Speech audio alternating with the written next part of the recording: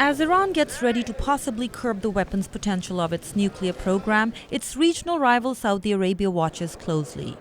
Over the years, one of the ways the Saudis tried to neutralize a potential Iranian threat was reportedly by looking towards their strategic ally Pakistan. The South Asian country is in an unusual position. On one hand, it has sold nuclear secrets to Iran through a network run by former chief Pakistani nuclear scientist A.Q. Khan. But this was in the past, says nuclear physicist Abdul Hamid Nair. The A.Q. Khan trade link also included Iran. And Iran's centrifuge program has benefited from Pakistani designs.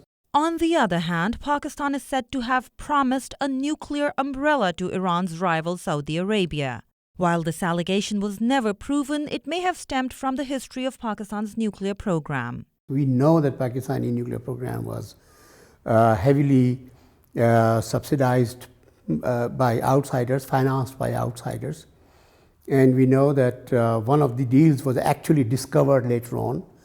That was the deal with Libya, which later abandoned its nuclear program and turned over its equipment to the United States.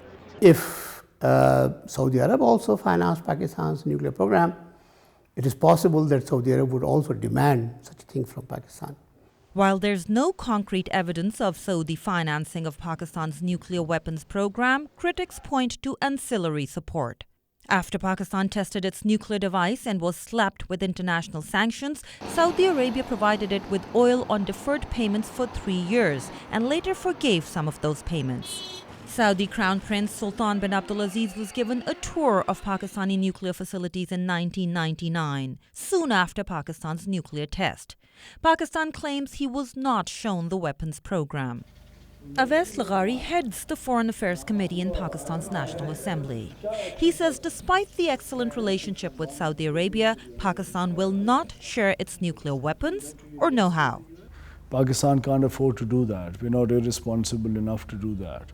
Pakistan's own nuclear program would be at stake, and I'm sure no country can ever convince us of trying to put our own program at stake at all. And we don't believe in such irresponsible actions in the future at all. Dr. Nair hopes Mr. Laghari is right. He acknowledges that Pakistan's nuclear support to Iran stopped after the A.Q. Khan network was discovered. And he thinks that the changed international environment may have convinced Pakistan that the cost of nuclear proliferation now is too high. Ayesha Tanzeem, VOA News, Islamabad.